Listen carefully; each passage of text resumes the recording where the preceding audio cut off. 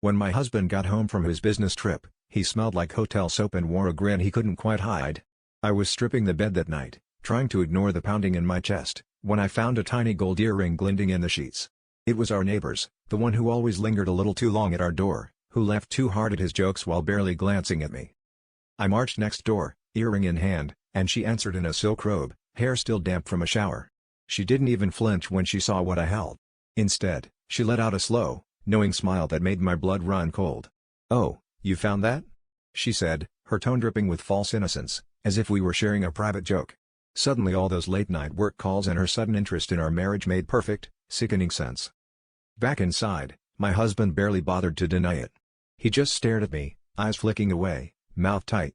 I screamed, he raised his voice, and the argument blurred into hours, accusations flying back and forth. I smashed a glass against the wall, he slammed the door, and for the first time, I realized the fight wasn't just about them, it was about the years I'd spent pretending not to notice the distance, the way I'd let myself believe love meant looking away. By morning, the house was silent, my world split open. I wanted to rage, to demand answers, but all that was left was the truth I'd been dodging for too long. Part of me had seen this coming and hadn't stopped it.